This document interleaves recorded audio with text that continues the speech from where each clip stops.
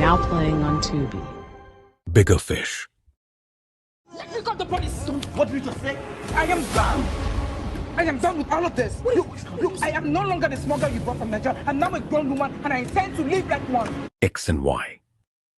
Wait, you actually think Kelvin Badmox would want to be with you? He loves me. He doesn't love you. He was only using you to get my attention, and now he doesn't need you anymore.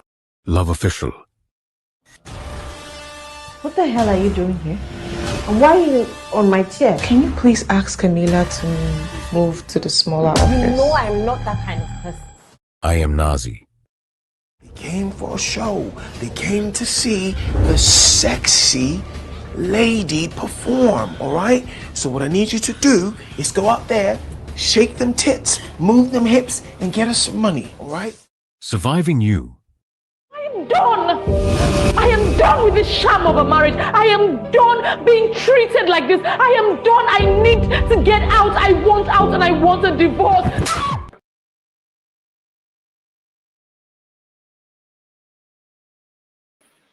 April is Poetry Month.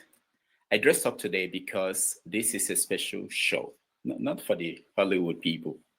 We are starting today's show with a poetry recital by my niece, Chiamaka Okonkwo.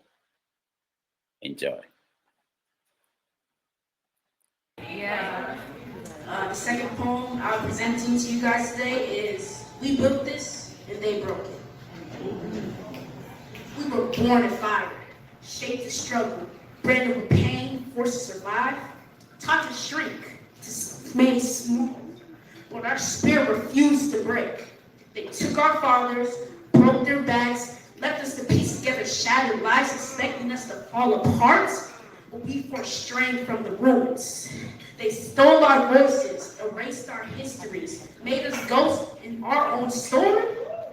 They changed our name, twisted our image, tried to bury us under lies. They hung us from trees, called injustice, watched our bodies swing in the wind, then turned our culture into fashion, danced to our pain like it was a song. They feared our strength, silenced our leaders, took our music, made it theirs, ignored our cries, dismissed our truth, but we kept singing, kept breathing.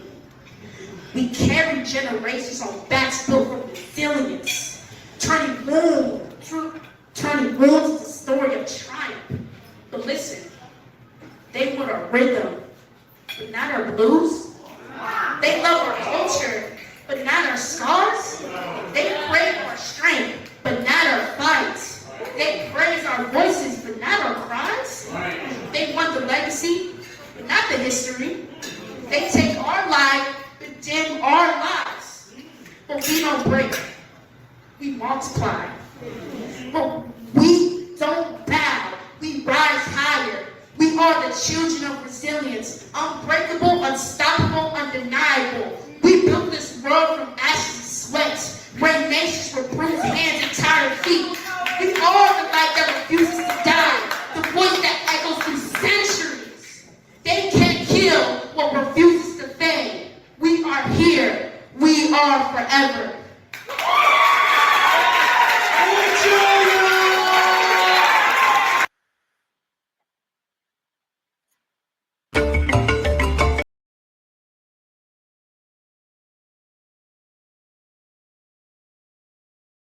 And at 6:30 p.m. in Lagos, Nigeria, and 1:30 p.m. in New York City. Wherever you're joining us from, welcome to another episode of 90 Minutes Africa. My name is Rudolph Okonkwo. My co-host, Chido Onuma, is on assignment. If you're a filmmaker in Africa, or African filmmaker anywhere in the world, your success hinges on your ability to reach a global audience. International distribution on platforms like Tubi, Amazon Prime, YouTube, Freeverse, and Netflix is key to expanding your reach. Joining us on 90 Minutes Africa today is Sam Okhade and Michael Addis. Sam is a Hollywood veteran with over 20 years of experience as a producer and director across television, film, music videos, and content curation. As the CEO and founder of Crossmarket Films and Afritalent agency, Sam specializes in distributing Africa-centric films to a global audience. He will share expert insights on how to get your movies, TV shows, and documentaries into the hands of international distributors. Joining Sam is his partner at Crossmarket Films, Michael Addis, a seasoned Hollywood professional who, like Sam, sees the potential in Africa-centric content.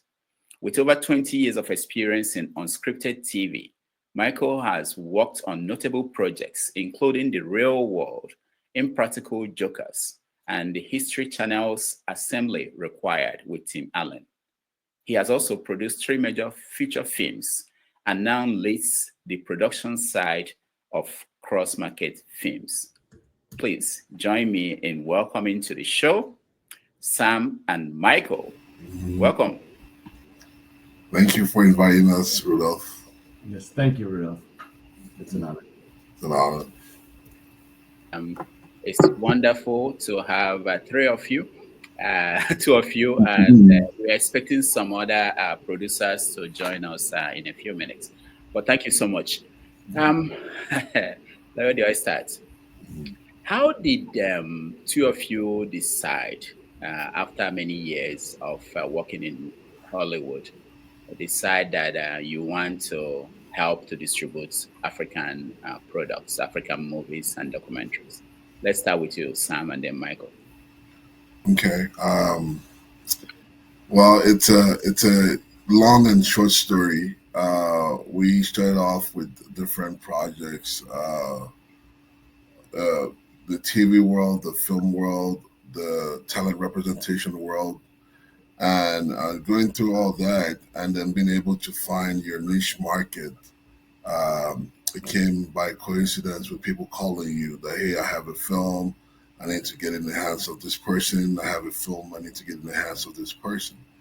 So going through all that on a monthly basis, we found that there's a niche market that needs to be served. So we started building our client base. We talked to the people in the industry, and Nollywood has been overlooked, even though it's the second biggest market out there in the world. There's Bollywood, there's Nollywood, and there's Hollywood. The amount of films that come out of Nollywood on a monthly basis is the only other industry that surpasses it is the Bollywood industry. And Nollywood is being watched all over the world, from Eastern Europe to South America to I've been in places where I'll just say, oh, I'm Nigerian. Oh my goodness, I love Nollywood movies.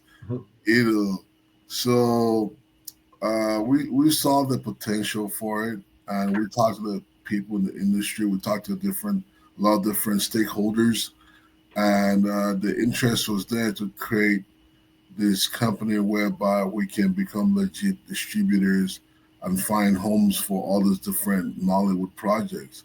A lot of producers in Nigeria, they feel like that their final destination is YouTube, which is not the case. They feel like the bigger budget Nollywood titles will end up maybe on Netflix, but we've seen the Netflix entrance and exit out of that market. We've seen Amazon, the entrance and exit out of Nigerian market, because they don't really understand how it works. But we are able to take these beautifully well-developed films and clean them up and put them correctly where it needs to belong. There are some high-budget films, ranging from high-budget films to the ones that look like they did on the iPhones. Usually, the quality control process is still there. Yes, but the market, it's great. Michael and I saw the opportunity to be able to present Nollywood in rooms that have never been talked about. The emphasis on Korean movies right now is very, very high. The emphasis on Eastern European production is very, very high. But there's nobody really out there fighting for Nollywood movies, even though people love watching it. But it seems like the quality has either remains the same or just a little bit higher. So you've never heard of Sony coming to Nigeria to do a big production buster, or you look for like an A24 studio coming to Nigeria to do a big production. So those are the things that we talk about, like, why this studio is not coming to Nigeria, the hub of Nollywood. So we see the opportunity there. We see the need to continue to strive to push Nollywood to the forefront here in Hollywood. And you can't just say you enjoy Nollywood. You can't just say you enjoy Afrobeat without being committed to growing it. So that's where we are, Rudolph. We are at this fight. Thank you. Thank you so much, Michael. Sam. Michael, do you have anything to add to what Sam said? Yeah, absolutely. I agree with everything Sam said. But I would just add that, what got me excited, aside from Sam's friendship and he's a terrific guy, is that Nollywood makes about 2,500 feature films a year, and Hollywood makes between 700 and 800 films a year. So, there is that disparity of Nollywood and Nigeria and Africa are pumping out these movies, and we're seeing some really great movies. Are we getting, we're not really that concerned about Oscars, but are we getting Oscar attention? I think it's just a matter of 1 year to the next. It could be, you could see Nollywood explode. Like Sam said, South Korea blew up with Parasite. France last year with Emilia Perez and The Substance. And Mexico has some really great films coming out of there. So it's only a matter of time, I think, before Nollywood blows up. And I just, being a film fan as well as a filmmaker, I just would love to be part of that. So I jumped in. That's good. Now let me ask. I'm looking at some figures here. It says Nollywood is $6.4 billion generated in revenue, which is only 1.1% of the GDP for Nigeria. Yeah, but who makes this money? Sam, you answer that best. Who makes this money? It's how would I put it delicately? The film producers in Nigeria do make this money. Oh, they do? They do. They do make this money, and they've found the Nollywood industry started off with just like about everything else, with CDs being sold on the streets, and now we have streaming services like YouTube, whereby filmmakers feel they can monetize their films straight to YouTube, or they can do deals with film houses in Nigeria and get it theatrically released. So somebody, is making films. The whole chain, they're making the money. It depends on who's getting the biggest share. Is it the distributor, the theatrical release distributor? Is it the platforms? But the complaint is not as high, because at the end of the day, everybody in that chain, that blockchain, is making money. Can I add, Rudolph, that a lot of times the economics of the feature film business in America is very much like everyone pays attention to the big splashy films, the Avengers or the new Disney movie, Star Wars, whatever. But if you're pumping out this number of films as Nollywood does, and each one of them is making a little money or a good amount of money, but not something newsworthy like 200 million or $1 billion, that's a good business. It's a lot of people making a bit of money or making their money back on their films and getting them shown. And I think Nollywood, I believe they're in the business of volume business. You keep churning it out, and nothing wrong with that. Dollars, but it's a great business premise. But at the same time, you get lost in quality control. So yeah, we'll get to that. Yes. But I want the bigger picture first. Can you help me understand what is the place of the African story in the global narrative? Is it becoming bigger, more desired by people around the world? Where are we? Oh yeah, we're pretty high up there. The African narrative, the African story. I mean, we see the success of Wakanda, Black Panther. Wakanda is not even a real place, but people say I want to go to Wakanda. We see the success of Coming to America, that both the part one and part two that Eddie Murphy did. We live in a very globalized world. We have people here in the United States that want to understand how people in Nigeria live, and there's a lot of culture shock. Like, oh my goodness, they have nice houses, they have this, they have that, and the same thing in Nigeria. People want, Nigerians have always wanted to know how people overseas live. So there's that intercultural, interworld exchange going on, and that's what film does. Film tells stories and brings people to the forefront. Nigerian stories have always been celebrated worldwide. I mean, from Chino Achebe, the world-renowned Wale Soyinka's poetry, those stories have always been entertained globally. So now, on the big picture wise, I can't say we really have like a big movie that can be attributed to like Nigerians, but we have a lot of good movies that have been made from Nigeria. But in terms of big production, like $100 million movie that should be getting made in Nigeria now, we're still working on it. Michael. Yes, sir. Any addition to that?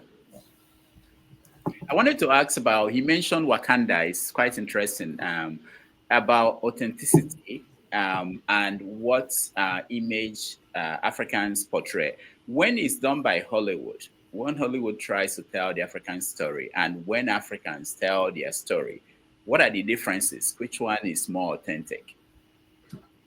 I mean, that seems obvious. Yeah, it's not very. I mean, Americans just don't know Africa. Americans barely could pick out Africa on a map. They don't even know whether it's a continent or a country. So we're a little bit ignorant of that, and we certainly can do our research if we have a big budget film. But I think you're getting the best voices, the most authentic voices, directly from Africa, whether it be South Africa or Nigeria or whatnot. And I've seen some amazing films from Africa, but I think that, going back to your other point, the reason that foreign cinema excites the world is because of the freshness of voices. Just you get bored of the same stories being told over and over, and anybody who has a different take on. And what I'm seeing is people have different takes on common romantic problems. We see a lot of success in romantic comedies or romantic dramas. I prefer the comedies myself, but that's a lot of people in America will look at a really interesting Nigerian movie and just say, "Oh, wow, that's another angle, completely different angle on love or whatever." Okay. Is there, do you notice resistance or kind of skepticism on trying to pitch African stories, contents to major platforms? Well, the world we're in right now is studio movies, independently made movies. Independently made movies are movies that are self-financed by the producer, a director, or mom and pop. And the studio movies are movies that are done by the big studios like Sony and Paramount. So they decide what they want to make. It's their money. If they find a good story, they find a good opportunity, they'll go for it. And imagine being a big studio and everybody's sending you all kinds of different ideas, and you have your own in-house team. So you're drawn between places, but the bottom line is you're there to make money. So as a big studio, if you already have something that works for you, and you don't need to repeat the wheel. You can just grind that thing out over and over and over again. They can make Fast and Furious, 20, because it's a great franchise that makes money. But if you say, hey, there's a story in Nigeria that we can tell, and that's a risk for them to say, do we want to participate or not? But then as an independent filmmaker, you can do whatever you want. You can make any movie you want. If you find financing, you can tell the story you want to tell. And how do you distribute it is, okay, do you go back to the studio like, hey, I've made this film, I want to sell it to you. I want you to distribute it for me. And then that's where the deal making starts. Okay. Michael? Well, I mean, I think that the economics are smart with sometimes with lower budget films, because if you're betting hundreds of millions of dollars on a new take on Snow White, it's just a massive gamble. But if you make a really appealing little comedy for a couple $100,000, it's like, we know how to make that money back. It's not, if it's the right kind of film and it's it looks good, it sounds good, it has good talent in it. Oh yeah, that's a lot easier to retain the control and not have so much groupthink and still be able to get your film out there. And that's what we're doing. We embrace the filmmaker, and we're not just looking at the old IP, like a 30 or 40-year-old story, and then having to retell it. Yes. So looking at the platforms now, Tubi, Amazon, Netflix, and others, how do you decide where to pitch a particular movie you receive? Where do you typically take the movies to? So we have a varied number of relationships that we have with these platforms, from Tubi to Amazon, and all depends. Everything is broken down into 3 different plots. You have your AVOD, which is the advertisement video on demand, and that means that your movie can make money when they put adverts in it and people watch the movie and they watch the advertisement. Then you have your SVOD, which is like a Netflix, so subscriber video on demand, that you have to have a one-on-one relationship and do a deal brokered by them. And then you have your TVOD, which is your TV video on demand, meaning that somebody goes into Amazon and likes Rudolph's movie and pays $2.99 or $3.99 for it to watch it right there on the spot. So it all depends. Most movies are done based on this 3 mix. So because we're not going to theater, the ultimate goal is for you to get your movie seen. The ultimate goal is to make sure that your movie has worldwide distribution. You can make a movie now and somebody in Colombia can watch it because of these platforms. They don't have to wait for it to come into theaters in their town or anything. So these platforms provide a market whereby people are able to watch anything they want, any category of film they want. And even now I see some of the old films that we grew up with, some of the old TV shows that we grew up with. It's there on YouTube, it's there on Amazon, it's there on Tubi. And these films have been relicensed all over again. So these platforms have done a great job to archive films, to make films, to make their platforms the place for the films to reside. So which is a great thing. So like you said, like your question is, where's the best place? There's not really a best place. It's just a mix of different deals that can be done. And the ultimate goal is to make sure that your film makes money. So how do you create that mix? Do you want to go the TVOD route, the SVOD route? The SVOD route is usually the Netflix route.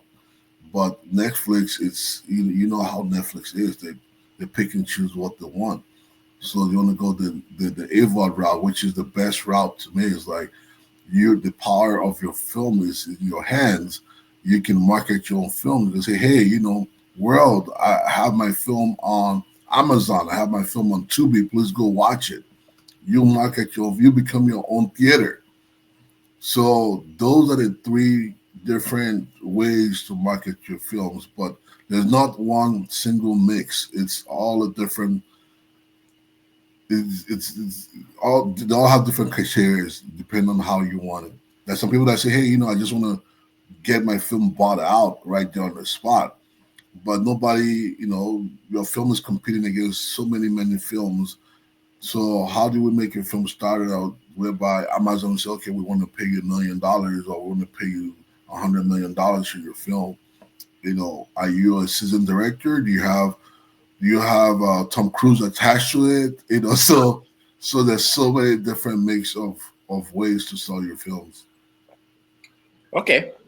So how you want to ask something, Michael? No? Oh yeah. I mean, Sam touched upon something super important, which is the marketing. I mean, it used to be they would pat the filmmaker on the head and go, we've got a marketing department. We'll take care of this. Go sit down or go make another movie. Now it's like, they could go on TikTok. They can go on Instagram. They can go on YouTube. They could go on LinkedIn and promote their film. They could make their own trailer. They could, we could, we'd have to help them most of the time. But still, all that kind of promotion. You're talking about there are people out there who have connections to millions and millions of eyeballs through social media and utilize it. And you could do quite well that way. So it's a very exciting time for filmmakers. So if someone approaches you guys and says, I have this movie I made 10 years ago, can you represent me and get it into these platforms? How do you begin to evaluate the movies before you sign them on? That's what we do on a daily basis. What are the criteria? What do you look for? How do you be good? It has to be good. It has to have potential to reach an audience. We have had a filmmaker who really didn't care about the audience, and that's a bad way of going about the business of distributing film. So he or she made it for whom then? If she made it for herself.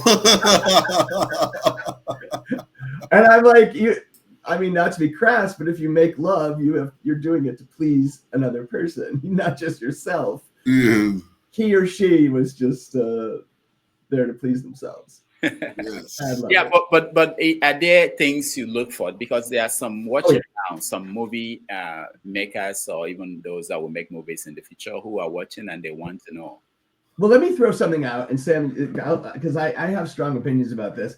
I think that movies that travel well are just something, they're not depressing or too down. They don't offer only the problems of society. They offer the problems and then the solutions of individuals in society. So like a good romantic comedy that shows how someone handles a difficult problem of being torn between two lovers or whatnot. Those do well, I think. And I'm right now crunching data, but I do think my gut certainly tells me that the world doesn't want to be depressed. They want to be uplifted, and they want an interesting new angle on a common problem or challenge of someone in the world community. So somebody in Africa could have a great influence on somebody in America if they have a good take on a common issue. Very good. Does that make sense, Sam? Was that? Yeah, so the question itself is, you said, what do we look for? Yes. What we look for, stories like Michael said, stories that are relatable. We look for stories, and then also we look at quality of the film. So we've had some films that whereby if we go in and then we have to do reshoot and do redesign. Like last year alone, we spent so much money on quality, trying to get to improve the quality of a lot of films. And at the end of the day, we looked at the amount that we spent. We could have shot like 10 films from just cleaning up those films. So a lot of people come to us like, hey, I have this film that's been sitting there, and technology improves every day. So I can take something that was done 10 years ago and try to remaster it to modern times, when there are things that have been done in modern times also looking for a home. So you're competing. So the most important thing is, like, you shoot a film, you already know where it's going to reside. You prepare for the next year, or the next year, and the next year. So your film, the quality has to be great. So that's what Michael and I would deal with every day. Either the sound issues, color issues. Yes, the coloring, and people forget that when they make films, these films are shown on different devices, from your laptop to your iPad to your phone, but they make a poster for one device. By the time it comes up looking on a different device, it's distorted. So there's so many things that you have to watch out during, not just making the film, but also delivering the film for a distributor to make their life easy. And ultimately, you want people to look at you. The first contact is your poster. Why do I want to click on this movie on Netflix to see if it, is the poster that attracts you, or the trailer? If you don't spend time on your poster or trailer, nobody's going to click on it, and nobody's going to watch it. And next time, even if Netflix were to give you a deal for $1 million, and they see it's all about the matrix. If they see that only 10 people watch your film, and next time you decide to produce another film, they're not going to buy it from you. So people forget that how do I packaging? We come in the world of packaging. How do I package my film whereby the layman wants to just watch it? Not that, I'm just going to put it out there and see. No, what's the point of making the film if you're just going to put it out there? You have to have your target market in mind. So the poster has to look great, the trailer has to look great, and the film itself has to be well done. Michael, any? Well, I would add there's exactly what Sam said, but there's all these extra complications. Like, you know that your film will be shown on this device, and it will be shown on, a 50-inch screen or a 70-inch screen and whatnot. I mean, most are not theatrical, but even if it's not theatrical, people have home theaters that are pretty robust and pretty amazing. There's that. And then also, one thing that's interesting, I have a friend who's a musician and he travels the world, and he just kind of became very famous in Australia. He's from Nashville. So it's like you never kind of know who's going to fall in love with you. So you really have to make that product that could make it anywhere in the world. We do like America because it's a big market and we're here, but Europe, Mexico, Australia, you have to make your movie for the world. Yes. I wanted to ask if there is any particular storyline. Michael, you mentioned romance, comedy.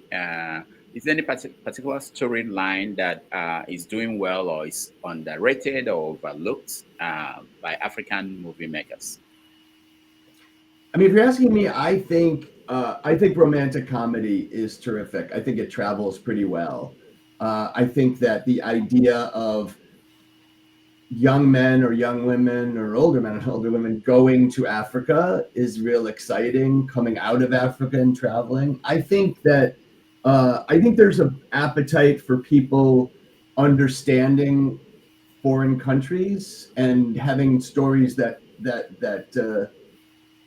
transcend those boundaries. To me, that's what I like to focus on.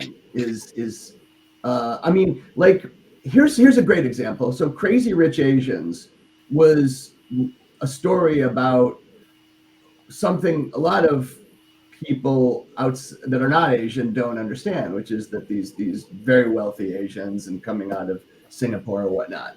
That was interesting to the world. It was really well made. It was a fun story. The actors were terrific, and it was tackling this area that a lot of people were like, they saw the poster and they're like, oh, the title is really good and the poster is really good, and so we're looking for things like that. Not just like Crazy Rich Asians, but you know what I mean, like a story that with that kind of appeal. Yes. Yeah, Sam, you agree? Yes, definitely. I mean, like Michael said, the world is so interconnected. People want to understand how the others live. The story is coming from, it can be from a small village in Nigeria, how they're living, how they're dealing with common issues like love, how they're dealing with economic situations.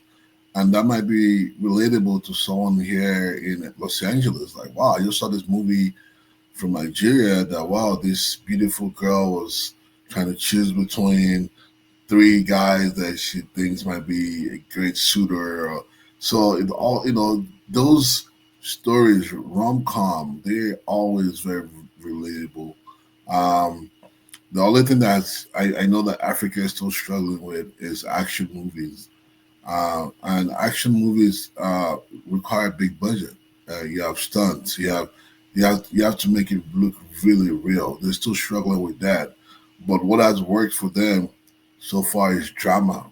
A lot of drama coming out from Africa, and the drama is great. It sells, and people understand drama because a lot of people have drama in their lives that they can relate. So drama, rom-com, those are the two big angles that's worked very well. When I put out the flyer that you guys were coming, someone reached out to me and said whether you are involved in shaping up the scripts. They have a script. Are you involved in production? Do you get into any of those areas? Yes, I mean that's part of the services we offer at Crossmarket Films. We check out scripts. We help package your film. We help you with the deck. And we have relationships, a partnership with financing companies, and so we go through all that circle, the production circle with you, and that's some of the services that we provide. At besides distributing, we can help you from scratch. Okay. So looking at what's going on, we're talking about films. What about documentaries and TV shows? Is there any appetite for documentaries out of Africa? There are many stories about Africa and African heroes, and they have not been told. Do you think there is an avenue for someone to get into that, or are there people already doing it? I don't know. Yeah, they're. I mean, like I watched the story about Thomas Sankara. That's one of the best movies that was made. Then the story about Idi Amin. That movie was like a Bible to all Africans. Are you talking about The Last King of Scotland? Not The Last King of Scotland. The original Idi Amin movie that was made. Okay. Yeah. The old one. The old one. The old one is like a Bible to a lot of people because the actor, I fell in love with him. Like I thought he was Idi Amin. And so those can be made. There was a movie idea that we tried to pitch around a while back about Kofi Annan, and that never got made. So there are a lot of African heroes. They've done so many movies about Mandela. Everybody has tried to be Mandela. So there's so many stories out there that can be told. I talked to a filmmaker, and they were working on the last days of Gaddafi. That's a serious movie right there. And so Africa is a bedrock for stories. Africa is the origin of the world. So we, as filmmakers, we that were in this pipeline, we feel that there's so much out there that hasn't been done yet. If it's documentaries, yes, people go to Nigeria to shoot documentaries. People go to Africa, all parts of from Zimbabwe to South Africa to shoot birds. The birds from Zimbabwe or the lions from Botswana, and these people, this is the niche market, and people watch it and they sell this. So pick your niche, and I think you'll find a market for it. All right, Michael. I'm anxious to talk about this because I directed 2 feature documentaries, and the one that I'm most proud of is is Heckler, which was just looking at the early days of, well, it was looking at hecklers in comedy, but also hecklers on the internet, and how the internet grows more and more contentious every year. So, something like that works pretty well. One of my favorite documentaries of all time, The King of Kong, was just about guys playing Donkey Kong. So, and that battle. So I think that I agree with Sam, focusing on the story of Gaddafi is great. I mean, who doesn't want to see that?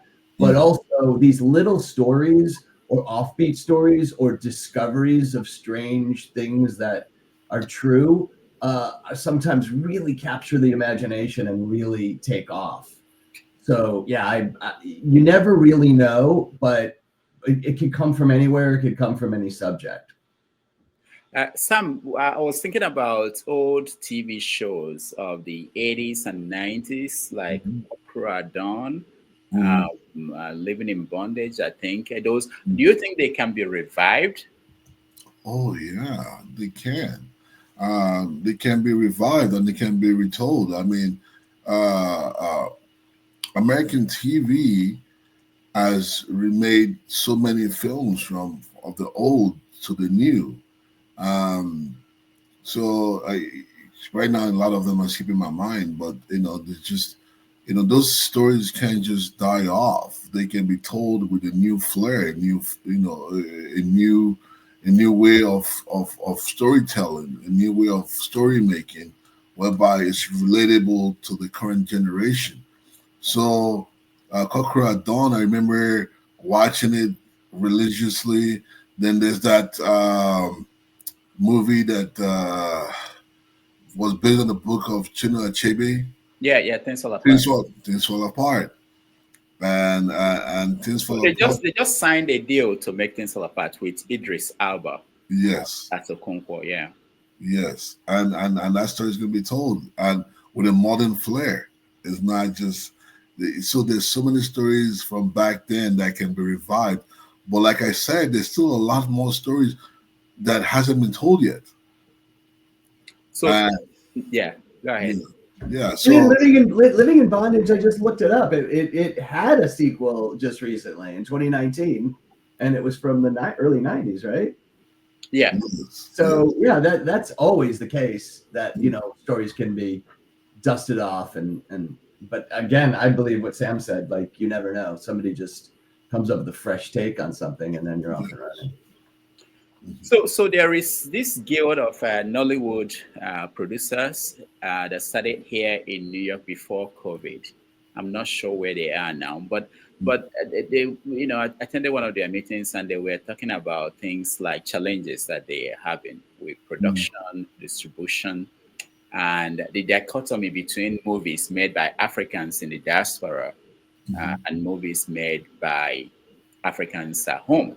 One of the challenges is that when they make movies here with actors and actresses based here, they find difficulty finding distributors back in Africa because they want faces that they know, African faces. At the same time, the movies made here have difficulties getting into Hollywood markets, So what do you think about those concerns and how will you address it if you are talking to them? Well, we've had those concerns relate to us. We've had producers come up to us like, hey, I made a film here and it's African-centric, but I was told to take it back to Africa to distribute it because the market is not here. And there are I believe, over 3 million Africans living in the United States. And we've had vice versa. it's how do I put it? In terms of distribution, there's so many channels. Just because one person said this doesn't mean that that's how you're gonna focus on it. You decide where you want to take your movie. You decide how you want to market your movie. If We've had a situation whereby a producer made a movie and they said, "Oh, take it back to Africa," and he self marketed it to the point that Netflix eventually came to the table and said, "Hey, how much do you want for it?" So those concerns are valid because I've heard it and I've been on the receiving end. Like, hey, take this film back to Africa. We can't distribute it here, or you don't have an attachment. You don't have an American attachment, or you don't have a Nigerian attachment. Even taking films back to Nigeria that were shot here, it's not viable financially, because at the end of the day they're like, oh, okay, we don't know who this person is, we don't know who that person is. So that's why the success of YouTube has grown. YouTube, it's what they call the leveler of all films, you know. So that's why the success of YouTube. But then also I tell the filmmakers that other platforms out there that will take your film and you can generate income from it if you do the work. Okay, Michael, anything to add? Well, I mean, I've always believed that films inherently are hard to make. There's numerous challenges. I look at every film project and it's like you're forcing it to get made. The film doesn't want to be made, and that's the nature of the job. So yeah, it's going to be tough. But if you listen to the audience and you look at the analytics and you really study the market, I mean, I think if you look at, let's just take YouTube for example. The man who's the king of YouTube right now, the most successful, is Mr. Beast. What is he known for? Analyzing the market, analyzing the marketplace, and responding to the marketplace. He's making really great personal stuff that he loves, but he's not doing it in a vacuum. He is paying close attention to what people want. And so I would say that hopefully filmmakers, understand, look, I may want to make a very, very serious drama that's very dour, but the market may really respond to something a little lighter. So just pay attention and don't be tied to these deep desires of like, I want to make this even though nobody else wants to see it. And also, just to add something to it, I mean, there are a lot of Nigerian content on YouTube channels that are making some crazy amount of money. The views are crazy. There are films out there that are doing like 10 million views, 20 million views, and congratulations to the people that are marketing those channels. They're doing very well. But there are also other. I mean, we come into this saying that there are options for you. That's what Crossmarket does. There are options for you besides YouTube. There are options for you to be Amazon. Yeah, we have options like, we have airlines that we sell films to. We have shipping people that we sell films to. We have countries that we sell films to. From, a local TV station in the Caribbean can decide to buy the license for your films. We have customers in Eastern Europe that we sell films to. So there's so many people out there that would buy and license your films. So I wanted to know, for you, what do you consider a successful film that you have marketed? Where did you put it? What platform? How did it do? So we have a lot of films right now that we're in acquisition of. We have over 100 films right now on Tubi. We have quite some films on Amazon. We have films that we've partnered up with that on Netflix right now.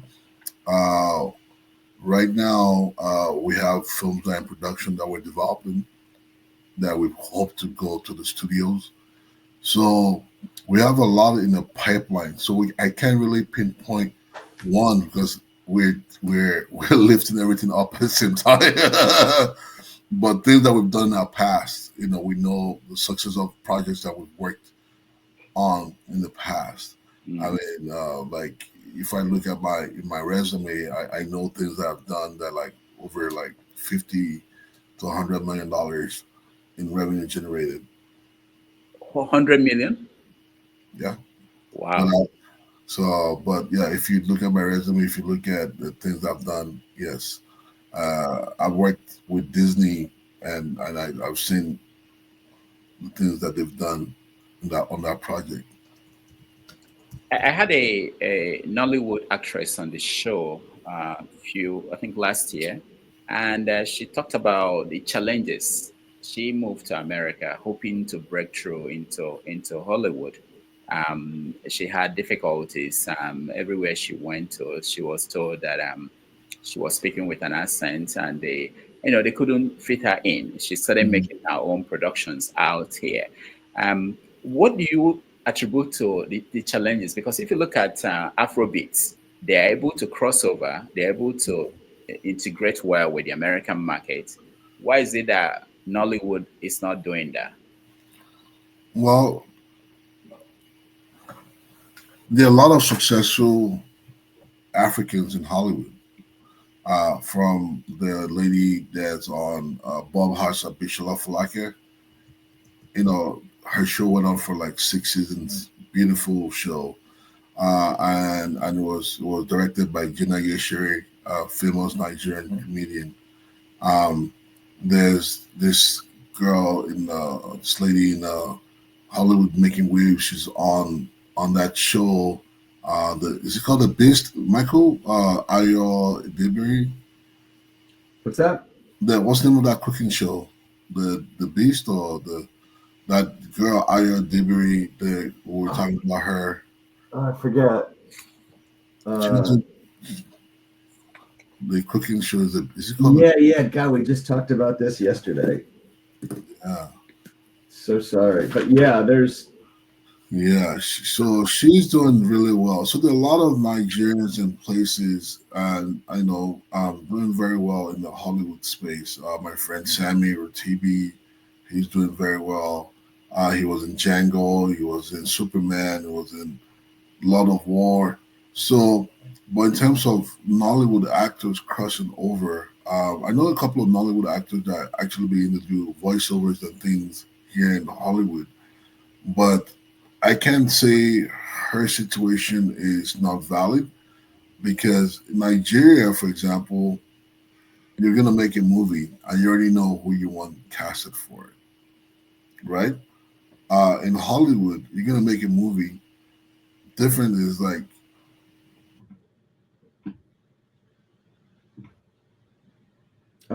Sam, we can't hear you. He just froze. Oh, okay. Can you hear me? Yeah.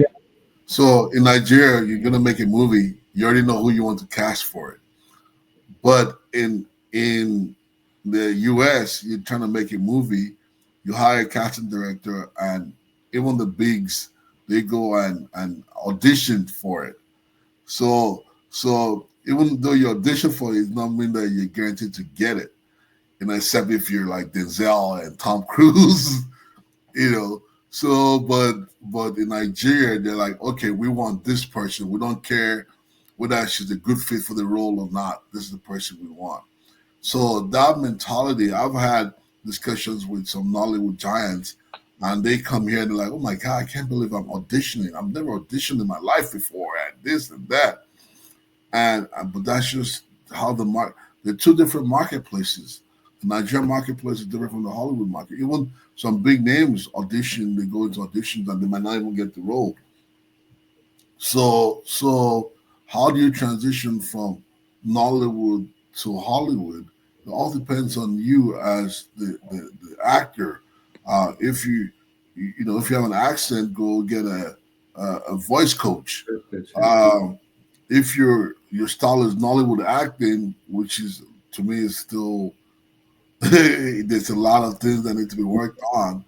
Look at you get into a film school or a theater class, and don't believe that it's gonna be a natural symmetry into the next market because you're in one market. It doesn't work that way. Nollywood acting is totally different from Hollywood acting.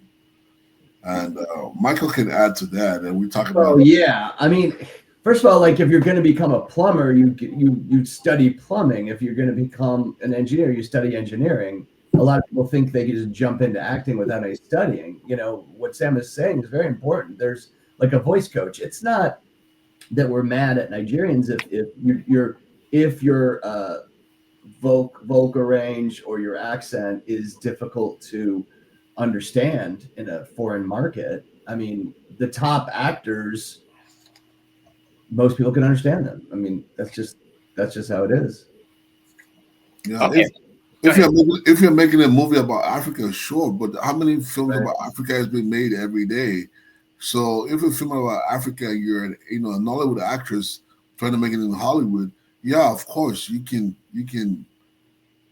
be part of it, but until you work and develop yourself before you can actually fully get into the system. Right, and the other thing that's pretty new is you could blow up on social media. You could have, a lot of times when people are casting, I'm not saying it's right, but I'm saying like if you're casting somebody who has like 5 million followers, you have a built-in audience that's very attractive to anyone who's distributing a film. All right, so platform is important to have. Yes. Okay. All right. So we have I've seen two major producers, movie producers, an actor who is joining us. But let's take a break. When we come back, we will get them involved in this conversation, and they will also be able to ask you guys practical questions on what they are dealing with. Let's take a break, and then we'll be right back. Okay. Thank you.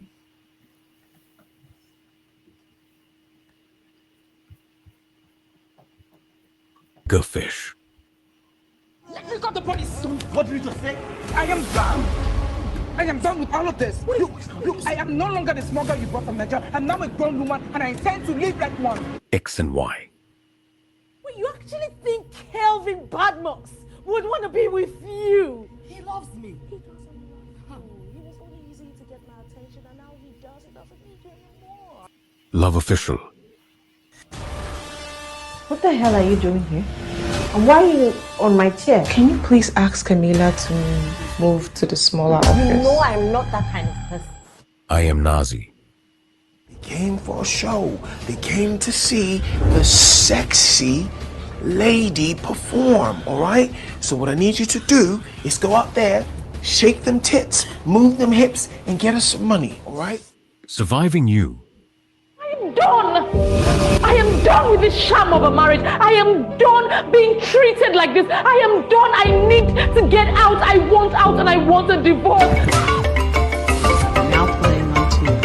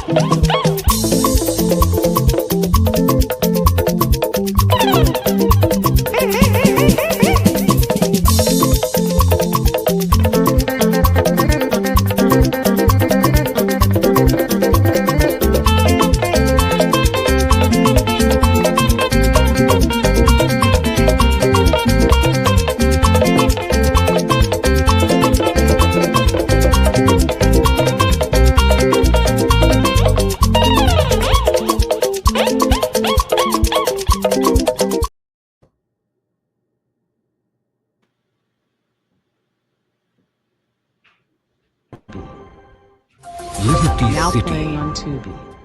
Bigger fish. You got the police. What do you say? I am done. I am done with all of this. Look, Cashing I am out. no longer the smuggler you brought from Nigeria. I'm now a grown woman and I intend to leave that Brown sugar. Hey, stop. Just think that I was wasting my time and fooling myself. Why didn't you just tell me that you've been dating him like you've seen him? On my chair, can you please ask Camila Ill-fated. to move to the smaller office? No, I'm not that kind of person. I am Nazi. In the house, I Came for a show. They came to see the sexy lady perform, all right? So what I need you to do is go out there, shake them tits, move them hips, and get us some money, all right? Surviving you. And DNA test Done. clearly show that this I am child done with this sham of a marriage. I am done being treated like this. I am done. I need to get out. I want out and I want a divorce.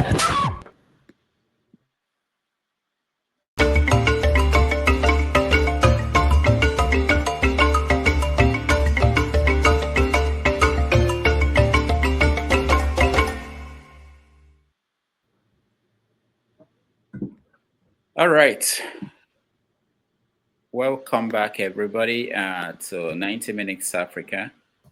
We are having a conversation with our guests, Michael and Sam. I think Sam didn't come back from break, but we'll get back. I was dancing on break. That music was so good. Oh, thank you so much. That's one of those things we hope that the world will get to enjoy some more of African production. I think it's already happening as we speak. All right, I think Michael is back. All right, Michael. Okay, so we are going to be joined by a few people who have been watching, who want to contribute. Some of them are in the industry, so when they come in, we will get them involved in this. Let me ask you, if you are talking to young African filmmakers, what will you be saying to them in terms of their career path and what they should be doing and thinking about at this point? If I could start, I would say study, and learn as much as you can. It's watch as many films as you can. Get out there, grab a camera. If you can't afford a camera, use your iPhone. There have been successful films made with iPhones. I mean, it's not the ideal situation, but get out there and make films, watch films, and learn as much as you can about the world around you. I think I know certainly a lot of filmmakers now are doing it all. The fellow made Anora, Sean Baker, he shoots, he edits, he writes, he directs, he produces. And I think more and more people are just grabbing their cameras. I got mine right back there ready to go and getting out there and shooting. Sam. Well, for a young filmmaker, think outside the box. Mm-hmm. Be creative, as you know, because you're in a very competitive market. So how do you stand out? Create an audience. You're your best champion. You know, some of the creative things you do, put out there so people can see what you can do, and start anything. It can be small shots, and especially you never know where it leads. I remember the kids from Uganda that dance on YouTube and Instagram, and next thing they're making a music video with what's his name again, and now they're internationally known for making great videos. The kids from my gig, is it the kids from my gig? They too, they're internationally known. They work with an iPhone, and so be creative as much as possible, and people will notice you. And just don't do it for people, but just do it for the art of it. There's a method to art, and there's a method to this madness. Study it. Yeah. What about AI? Should they be worried about what AI would do to the industry? Of course. Well, yes and no. They should be worried, but they should use it and learn how to use it. Yes. Like AI, just like every tool out there, it makes your life simple. I mean, a lot of people are freaking out. If you're a script writer and you find this device that can write a whole complete script and wipe your job away, what do? Do you transition over, or do you take that device and start find out how you guys can live in a very happy world together? Maybe he writes they write the script, you analyze the script. So don't look at it like an adversary, but look at it as a tool that you can use. AI never replace like a true actor. You can have AI films, but not a true actor. So at the long run, look at it as a partner versus an adversary.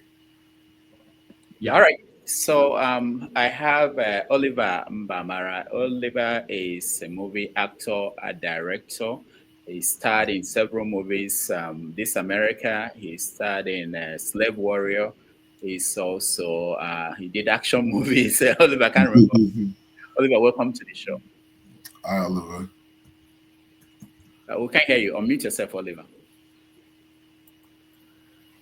You can hear me now? Yeah, good. Okay, yes. Good day, everyone. And welcome, Sam and Mike. It's good to have you. Yes, hi. It's an honor to meet you, sir. I just looked you up. You're very, very accomplished. You're a lawyer and a poet? Yes, he's everything. Okay. I'm a little intimidated, but go ahead. We just try. We just try to do what we can. So, Oliver, do you have any question or comment on what they've been saying and how that applies to what you are doing and your challenges? Yeah. Again, like I said, it's good to have you guys on the show and thank you, Rudolph, for bringing them on because there are many platforms like this that discuss Nigerian issues and African issues, but very few of them think of bringing artists on and bringing people in the entertainment industry on so that they can also interact with the prospective filmmakers, actors, writers, creative content creators over there. So thank you for that. So to Sam and Mike, in fact, Rudolph knows because I think it was probably in 2003 or 2004 that Rudolph tried to float his script. And we are still waiting for him to float it. And the reason I bring that up is just as a backup to what I want to present to both you, Sam and Mike, which is there are many Africans there that have very interesting stories to tell. Right. And it might also help for you to get what I'm saying by also saying that I am the president of the Nollywood Producers Guild in the USA here. That is an association of filmmakers from Africa, Nigeria, and all that come together here to see if we can make things happen for the filmmakers here. And tying to what I said about Rudolph's story years ago is that the challenge here is to get the funding. And sometimes filmmakers, if they don't get the funding, they go ahead and do the film with their limited budget. And what that does is that it kind of stifles the story. You know, it doesn't allow you to express the story the way you think you want to express it because you are working with a budget. And the other challenge being that we have Nigerian background, many filmmakers here have to contend with the fact that, like Rudolph mentioned before, when you do a film here, sometimes the story is tailored towards Nollywood audience or Nollywood content. So you find yourself having to consider the Nigerian audience. But because we are not in Nigeria, we are not in Kenya or in Ghana, you are not well equipped to market your product there. So you are caught in between the seas. You are caught in between the diaspora and the Nigerian audience and the Nigerian field. Sometimes when things happen in Nigeria towards promoting filmmakers, we don't get first-hand information because we are not there. Sometimes we hear it when it's already been pushed up and people have already taken advantage of it. And even there's been instances where people will come from Nigeria or Ghana to come and perform here and eventually or learn something about filmmaking here. And we don't even know about it, even though some also try to reach us. So the point I'm trying to make is just to give you an idea that there are lots of filmmakers here who would want an opportunity to be able to, one, have the funding to do the film the way they want to do it, and two, be able to market it and get it out there. Because it's one thing to do the film, it's another thing to also get it marketed, get it distributed. And some of us are mostly artists, and we're not too knowledgeable in the marketing aspect. Although as filmmakers, of course, we try to know how to do all this, but the challenge is still that you need people who are in it fully to help you out. And that brings me to my question, having given you a little bit of this background, is that a lot of filmmakers here would want to get help with those two areas, funding and marketing / distribution. You know, so whatever help we can get in that direction will be appreciated. So that's the presentation I'm making as the president of the Producers Guild. My own personal needs are apart because I'm also a scriptwriter. I have scripts and I have my own content, but that's not what I'm talking about. I'm talking about generally right now, how they can tap into the fact that you are both there and doing what you are doing to help. So how do we tap into that?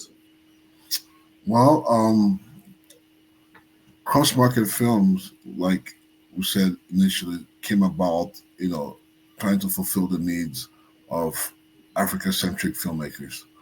And in the last 1 year, we've acquired over 100 film titles. Some of these are already on platforms like YouTube, but the directors and the producers of these films wanted a better platform for their films, and we've had to do a lot of work to clean these films up for these better platforms.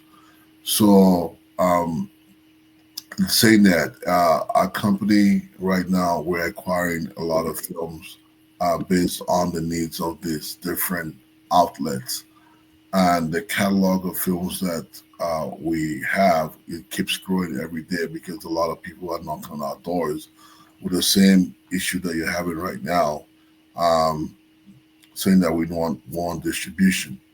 And don't forget, these films, they all have various qualities, various budgets. You can have like a $20,000 budget to like a $2 million budget to a $20 million budget. It all depends on where your film category fits. So it's not one socks for everything. So if you're a filmmaker, you already have your audience. The conversation that we have with you is different from someone that says, "Oh, you know what? I'm just making a film for the first time. Let's see how it goes." That's a different conversation. But yes, our doors are open for whatever discussion It is, if you're a filmmaker and you need consulting or you want us to help you in the development phase. So we do development, we do marketing, and we do distribution, and we do the production as well. So all those four components are essential in the filmmaking process. There are a lot of filmmakers that all they know is just to make that film, direct that film, but when it comes to marketing it, it's a whole different territory. When it comes to distributing it, do you know how many great films are sitting on computers in the world right now that haven't been released because they don't know what to do with it? They know how to make it, but they didn't know how to don't know how to get it out there. So, and those are the conversations that we have every day with different filmmakers.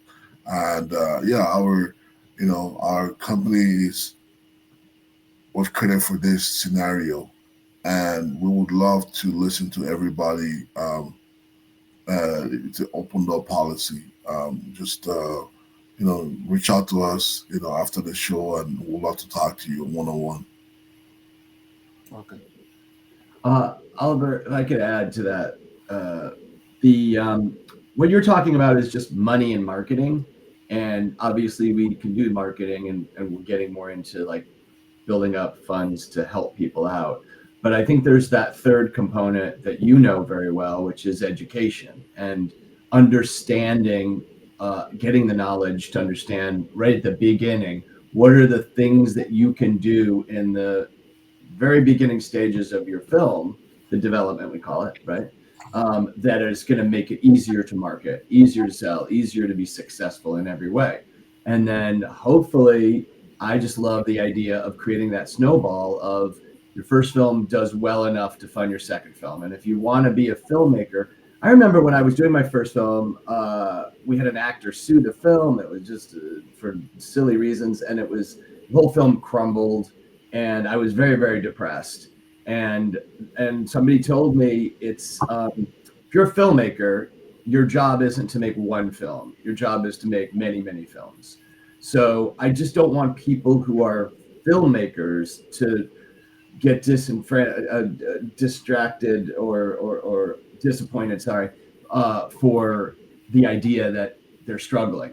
It's, by any means necessary, get that movie made. I think that very well. So we are willing to help at every stage. But really you gotta just put your head down, as you have done many times, and just get that movie made, and take the advice of people who want you to succeed, and we do. And don't make that movie like your do or die. If, like Michael said, you're a filmmaker, make that movie and see, make it a learning experience, a lessons learned for the next one, until you get to that promised land. A catalog of movies is a better resume than, I made one film and I'm still waiting for it to pop. No. Nobody's going to talk to you. But if you're a true filmmaker, you have to have a complete resume of films. I did this, I did right here, I did that, right there. So that's why people take you seriously. So M. Night's first movie was not The Sixth Sense; it was a failure. Yes. And then The Sixth Sense was his second movie. So you'll get there. Just keep on grinding away. Yeah, I mean, and the thing about it, don't. So I'm going to give you an example. I don't like giving names. We have a film on our roster, and this film was a YouTube film that was given to us by a licensor. We ended up cleaning this film up, and this film, I could have sworn it was made for less than $300 the way it was, and this film is on a platform right now, and this film makes about $5,000 every month, and we have another film on the same platform that makes $2,000 every day, and these are not great films, but it appeals to people. Some people are watching it; they're loving it, and the owners of this film are like, "Wow, this is great," I never thought this film would see the light of day, but these films are generating that beginning. And these were films that I made like years ago, and now they're generating income right now. So don't dwell on the now. Dwell on the resume, the leader, and but like our people, they want it now. They want it now. They want, it's not going to work. The art of filmmaking takes it's expensive. Yeah, it's a long game. It's not just, if you're looking for a noun game, this is not for you. Right now, stop all of that. All right. One more thing. Let me just say this about Oliver before I go to Rahman. I went to Kenya to cover an election, and I had one guy, my driver, who was driving me all through. Oliver knows this story. And one day he started talking to me about, Nollywood movies, and he said, "Do you know Slave Warrior?"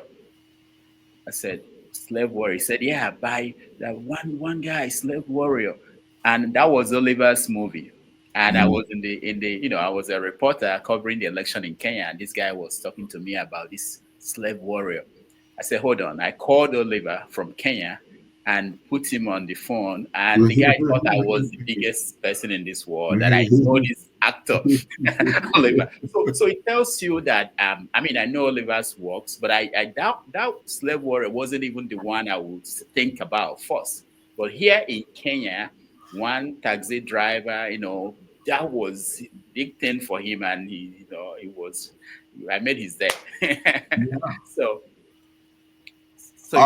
our films have been consumed. They have a shrine of Omotala Jalade in the Caribbeans. They love her so much they build a shrine for her. I've talked to my fellow compatriots in Eastern Europe, and they're like, "Oh my God, we watch Nollywood." They consume Nollywood movies in China and Japan, and I'm just like, wow, I'm blown away. Like I was throwing out the number. I'm like, this dead film is making $2,000 a day. All right, Oliver, I'll come back to you next. Let's go to Rahman. Rahman, welcome to the show. Rahman is a movie maker based in Boston, and he's been on this show before. Rahman, you are meeting Sam and Michael. Hi, Rahman. Hi, Rahman. You're muted, Rahman. You're muted. You have audio. I think your audio is not on, Rahman. Yeah, we can hear you, Rahman. All right, Rahman is frozen. Oliver, go ahead if you have any question in that comment. Oliver, you're muted too. I'm not the one muting you guys. If Rahman can hear me, hi, Rahman. You're muted, Rahman. Let me try to see if I can mute Rahman. Yeah. So Sam, Mike, the other thing I wanted to ask is, you mentioned a platform. So I may not have listened to everything you said before, so I don't know if you already touched on this and I missed it. But most times producers who have films usually ask for like, what are the terms that their movies can be taken up for? And this platform issue comes up sometimes. And the experience of most producers have been that they have not gotten sincere responses with movies that are put up on platforms that broadcast or screen. So while the movie makes a return, they don't get that return. So it has made some producers skeptical about releasing movies for platforms.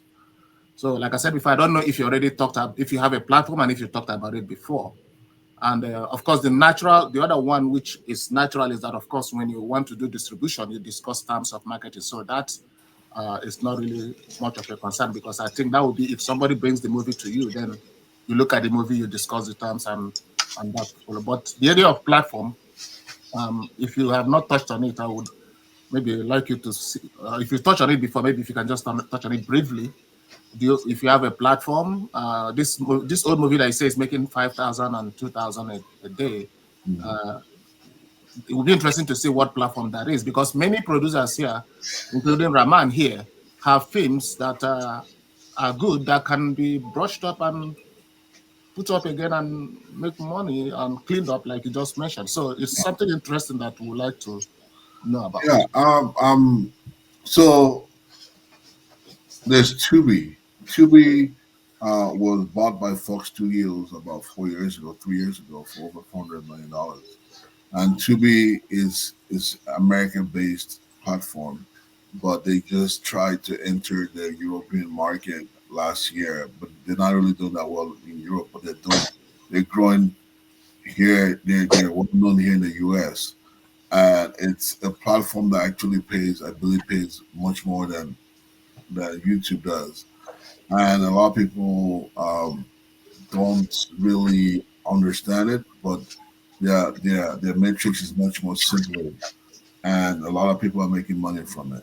I have some film producers that are making millions of dollars from it, and they, so some of these films, don't forget, some of them we take films from everybody, not just Africa-centric films, but films that were made here in Hollywood, the old films, new films, we take them. And don't forget the components of films. Films that seem attractive based on the poster, or films that have attachments to them, like a big Hollywood star. So one of the films that are doing well has an attachment to it. It's an old film, but from a big Hollywood star. The Nollywood film that is doing very well. I've never seen this people before, but the poster looks great. The poster is something that, like I said, is the first point of contact to market your film. So I'm sure a lot of people scroll on this platform Tubi, and they're like, "Wow, I like this poster. Let me click on this film and let me watch this film." And the film has been doing very great. Don't forget, we have over 100 movie titles on this platform, and we have access to about 1,000 movies right now, based on some of the deals that we've signed out there. We're collectively trying to get everybody up, but some of these films that are on there right now, they already have, how do I put it? They have following behind the producer or the actors, so they will always get watched. Oh wow, this person just did the movie, it's on blah blah blah blah. They will get watched. So that's some of the things that you need to watch out for as a filmmaker. Who is going to be in your movie? The graphics, the marketing part. There's some films that we license that the licensor are the ones that are doing the marketing. Their films are on social. Watch my film on this. Watch my film on that, and they're the ones driving up the revenues for your films. And so it's not just about just making the film and giving it to the distributor and hoping the distributor will give you millions of dollars. It's not going to work that way. An AVOD system, advertisers voice on demand system, means that the more people watch the advertisement, the more money you make. So if you sit down there and wait for the distributor that's dealing with like 1,000 titles, what makes your title special? Have you paid extra amount of money to make them put your title at the top, or what makes you special? So I always tell people that come to us, whatever titles you're bringing in, it's a partnership. We do our part, you do your part. It's this world is all about who makes the biggest noise. So the more noise you make about your film, the more you do the marketing, the more money you make. Never live your life in the hands of somebody else. So you are the driver of your own product. And that's how, so these films that I mentioned, I'm sure the licensors or the people that brought it to us, I'm sure they're doing their part to get the film mentioned out there. That's why this number is like we work, Michael and I, we look at the data. We're a data-driven company. And we look at, okay, why is this film doing well and this well-made film is not doing well? What is it? Is it the composition of the poster, the trailer? What is it? What do we need to do? So, and those are some of the conversations we have with you when we do our general meeting. We're very transparent. We sit with you and tell you that, okay, your film is not doing great. Maybe we need to pull it out and we do this and we do that. There are a lot of films that we had to clean up last year, and I don't want to tell you how much we paid to clean them up. Like films that had like sound issues, frame issues, poster issues, subtitle issues. That's a big one. Because a lot of people make films, but these little things come with it to market your film. If you're having subtitle issues and the platform keeps yanking it out, you know, today your film is on, tomorrow they yanked it out because it doesn't meet quality control, and then you're spending like a month to fix it. It doesn't make sense. So come to us with a full package so that we don't have to deal with these little things. And not even little, they're big things. They're things that you need to make your film successful. Yeah, it takes a little more know-how to make a low-budget movie than a high-budget movie. Which, you know, you have a low-budget movie, you have to pay attention. If you're the director, you have to pay attention to the sound and how to make sure the sound is right. You have to be able to understand the editing, the exporting process. We're about to do a big podcast that explains a lot of things that we're seeing, that patches up some of the holes that you guys both know. But like, you know, bad sound in an independent film is going to kill the watchability of that. People don't want to struggle to hear a movie. Yeah, the quality control process of these platforms, you can throw anything on YouTube and you're fine. But this, if you're looking for you're looking for something with more, it's not, well, I won't say classier, but you're looking for a bigger and better base, you need to polish your films. You need to make sure that you have your films correct. You know, you never know where it's going to end. It can end your film can be used as an example on CNN, or it can be used. So your film has to be polished up properly. One day you can have a theatrical release, like, oh, let's just release this movie on the theaters in the Caribbeans. You never know where your movie is going to end. Right. Make sure your movie is prepped for success. All right. Thank you. Let's go to Rahman. Rahman, I think you're okay now to talk. Yes. Hello. Yes. Hi. Yeah. Good to see you all here, Oliver. Yeah. Such a long time. I'm sorry, it was my enemies that were working with the sound. They were trying to block it, you know. But finally, I'm able to win over.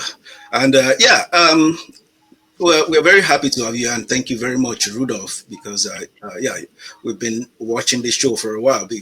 But for entertainers like us, we've never really had something that would say it's very meaty that we can put our teeth into. And so as African filmmakers, I can see, you know, you yourself, this is something that you do all over the world. You understand a lot of the problems that we face, and Oliver has also, you know, talked about some of the things that we especially we in the diaspora here, how sometimes you find yourself caught between two worlds, and it makes it difficult. And I know he was saying that, talking about films that you need to be. He said he's not talking about himself right now. He was actually talking about me. You know, that he's trying to say we have a great filmmaker in Boston that you guys need to listen to. That's why he kept saying I'm not talking about me. You know, but we're caught between these two worlds, and so there's a lot of things apart from the fact that the telling stories, trying to tell stories. You're living in a world that you're trying to tell stories, and you want people in that world to watch your films, see what you have to say. But at the same time, you're from a place where you want people to also see, and that way, the art of telling that story is first one of the challenges, and then over years, over the last about 2 decades, it's been very difficult to say you actually want to do anything that you can sell at all, you know, unless you actually go to a VHS and trying to shoot something that, you know, we all know how things were, especially in the early days of Nollywood. So you don't have, but thank God, all the digital revolution, and, you know, suddenly we are in a position where you can actually make quality films. And now our problems is solved to the point of how do you now make tell stories, what kind of ways to tell the stories, what kind of ways to market the stories, because we know sometimes people say, yeah, even in the Western world here, a lot of people want to hear stories from Africa, but then we're trying to make these films and you don't really get anyone ready to say, okay, yeah, bring it on, or let's do this together. And now we are trying to also tell certain stories, and you have even filmmakers, producers, and film studios in Africa, in Nigeria, afraid to really take that step with you to say, okay, let's do this. Yet everyone tends to talk about every year, oh, when are we going to have this Hollywood, Nollywood big production that's going to be, but everyone's afraid, and all of this is going on. I mean, how do you see all this landscape and how things might be in the next few years? Well, it's just gonna be driven by art. It's gonna be driven by filmmakers. The right filmmakers can make the right film, and boom, you blow up. That's my point of view. Like, I think it just comes from that.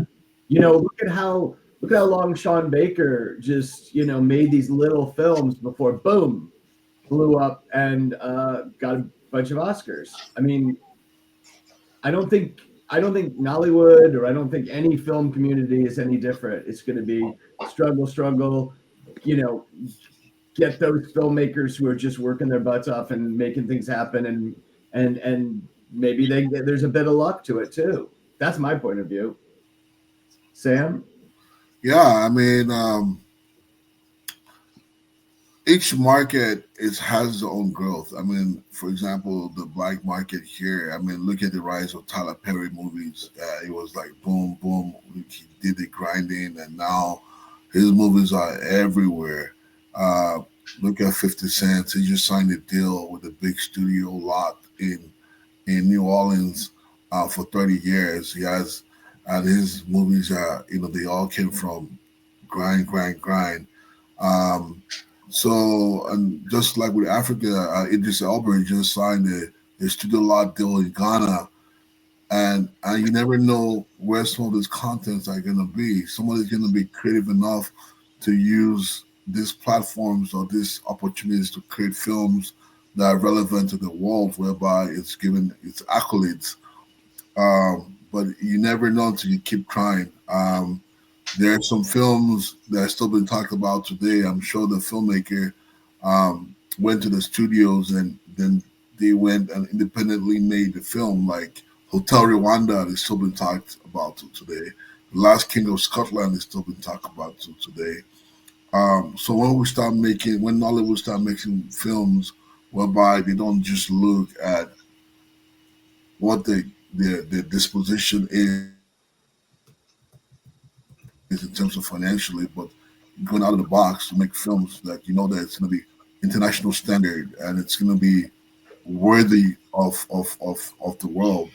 Yes, that's growth. Look at where Nollywood was from yesterday. Nollywood films yesterday, some of them I can barely watch them. The sound, the editing, but look at the movies that are on Netflix right now. Like Black Book is on Netflix right now. The Gangs of Lagos is on Netflix right now.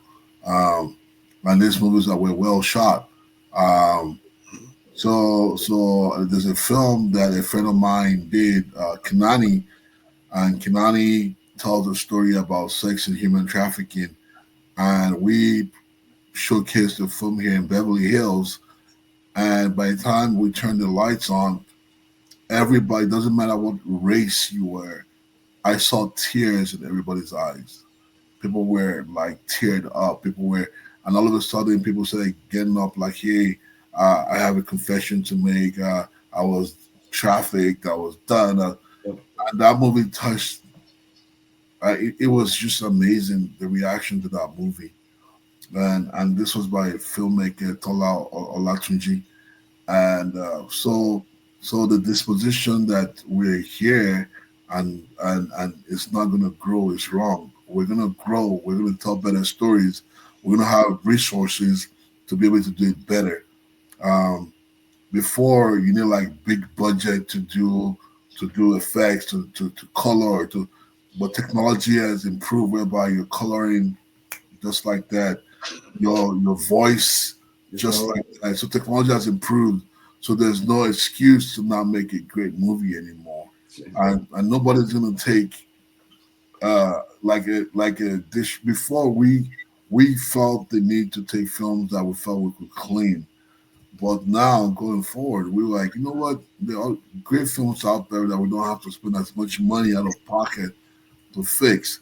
So things are improving.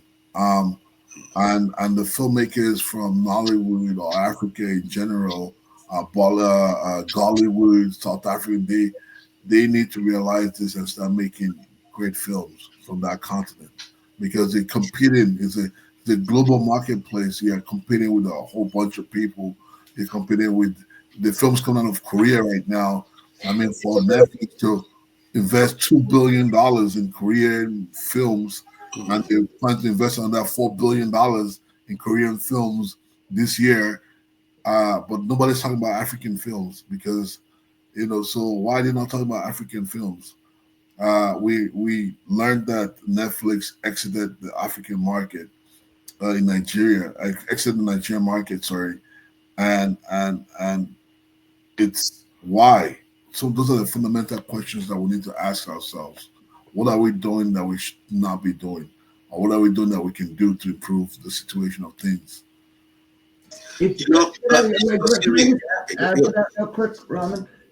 So it's all good. I mean, I just want to put a fine point on it. It's all going to come from the filmmakers. When you look at Mexico and how it's blown up, how did that happen? It's Alfonso Cuarón, it's Inarritu, it's Guillermo del Toro. These three guys, boom, made Mexico a filmmaking powerhouse. What 2, 3, 4 guys or girls, whatever, are going to make Nigeria a powerhouse? It's just going to come down to that. That's my opinion. Does that sound wrong to you? Yeah, no, it sounds perfect. I agree with you completely. It has to come from the filmmakers. You have to come up with something.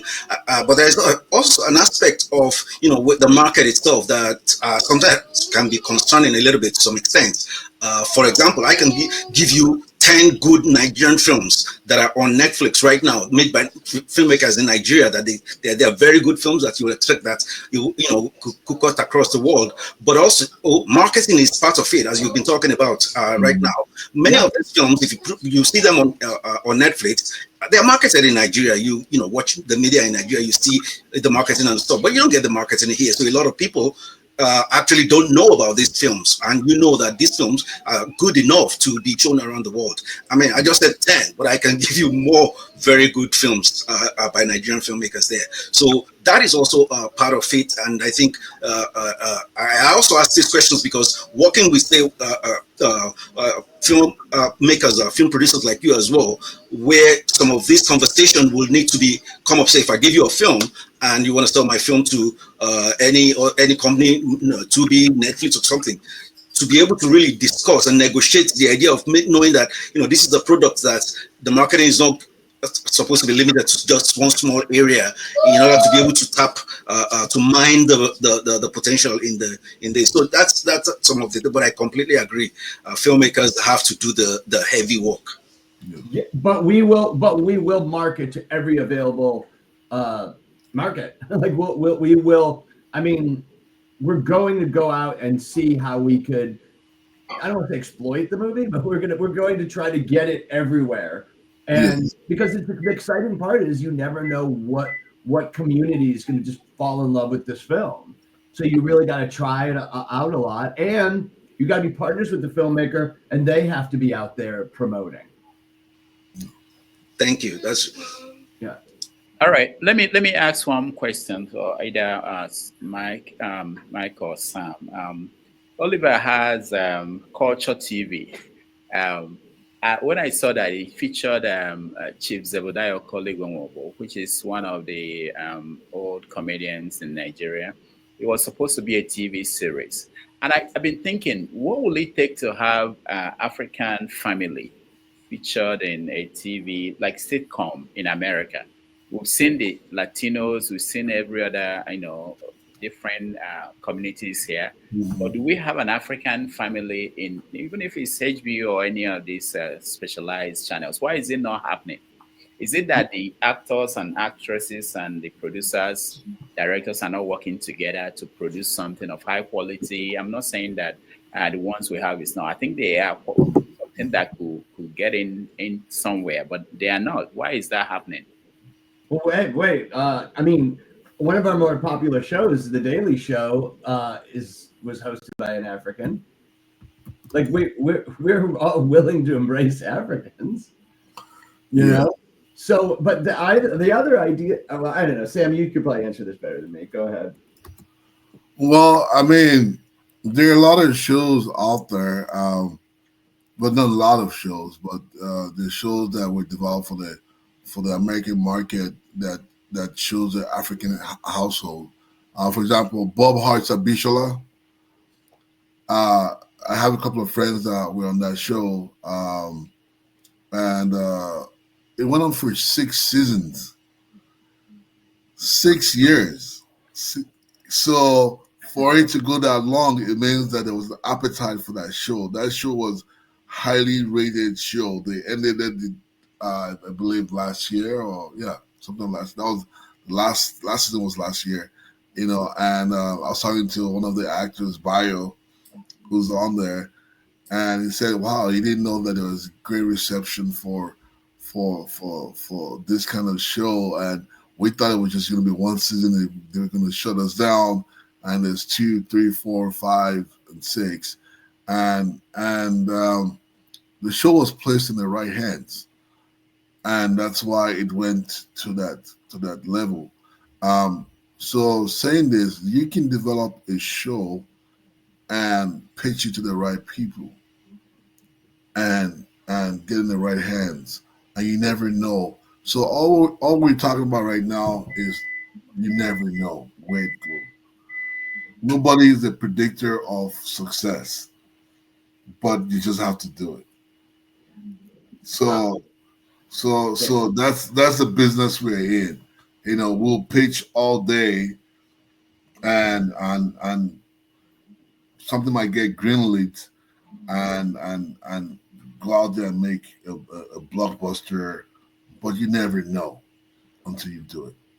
That's why I think people need to take a chance on a young company like ours, or a scrappy company like ours, because like the big boys will take an English TV show like The Office, that's a big hit, and translate English into English for an American office. So the big boys tend to not think things travel that well. And we don't agree with that. And we're seeing it with in film. We're seeing that our Netflix is seeing it too. Like foreign films are doing quite well. And so we're all in on taking Nigerian stories and keeping them as Nigerian stories. Yeah. Right? Instead of like, oh, we have to have all white people now on this show. Yeah, and Nigerian stories, African stories are very receptive on British TV. You know, for example, I have a friend, Wale Joe, that did Meet the Banjos, and the Meet the Banjos went on for a long time. And even Idris Elba did a family show on British TV, and it went on for a long time. So, like I said, you know, we shouldn't just do one-offs. If we have a collection of creatives that come as a huge bundle, we should just, you know, do the show. Series, doing movies that have series is a new thing it's exciting right now, that keeps people on the edge. By the time, it was one night, I started off with this show, I can't remember, you know, by the time I was done, it was like 8 o'clock in the morning, you know, because I couldn't switch my TV off. So series are another thing that you know people should think about when they make movies, especially for the African market. Instead of doing part 1, part 2, part 3, part 4, you know, that is old school. Just do a series, you know, that keep people glued in there, and then you don't have to worry about, you know, recutting this and doing that, and you know, no, do a series. So those are the things that you should look at it. There's so many audiences out there. There's one of my favorite shows I watch right now is Murder in Paradise. It's a show that's done on this fake Caribbean island, and that show is addictive. You know, people watch that show religiously, and it's about the Caribbean police station that solves these murders. So those are the things that think outside the box, and trust me, people will watch, or you have an audience out there. Okay, Oliver, you have any other question, comment? No, just to follow up on the mention of cultures, which is that is a story exactly as Sam was saying. We're trying to think out of the box when we did that, and also the other reason which motivated that show was because a lot of veterans in Nigeria acting industry were being ignored, and many of them were dying for reasons that you think could be eliminated if they had been given some attention. So I was thinking of a story out of the box. Instead of just doing films part 1, part 2, let's do a series. And so we came up with that idea to do that series and involve Chief Zabudaya, who is anybody who knows comedy in Nigeria knows Zabudaya of the Masquerade era. And we shot it as a series. But then we didn't have the, it goes back to what I was talking about. Like there's something you said, Sam, you said, if the movie is in the right hands, right? We didn't get it into the right hands. So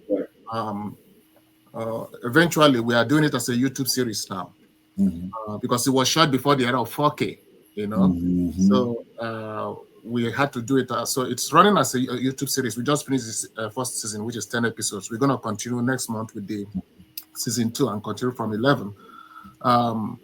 So I don't know how far Tubi goes, whether Tubi has a section that addresses movies that were done before the that were done in the pre-4K era, or series that whether you have room for that, so that because that is a story that I think you might also like. Because it talks about the African family, which we think is missing here. And like you said, Bob Hartz Abishola, it's an interesting story that a lot of people could relate to on TV, especially Africans. So that series we have is also in that category, but it was shot in the shorthand. The challenge we have is that it was shot in the pre-4K era, so it's not in 4K. And again, when we didn't get it into the right hands, like we didn't find the right hands to get it into, we resorted to putting back and then settling for YouTube series. So even if it's something that maybe I can talk to you later and we'll see whether definitely. I mean, you can call me, send me a trailer, send me the pitch deck, and those are the things that I would love to work with you on. I mean, right now we're in the 4K, 6K, 8K era right now, but that doesn't mean that the old films are dead. Doesn't mean. What was it shot on, Oliver? Like when you say pre 4K, that's every film is pre 4K. Like what is it? What do you mean? Yeah, it was a 1080p. So the camera was shooting 1080p. Yes. That's tough. So I mean, we could definitely put it back in, get another transfer, and then export it to 4K. But the resolution is just really rough. Yeah, it's hard. I mean, people still watch Clerks. That looks pretty rough. But I got to see it. Yeah. Okay. All right.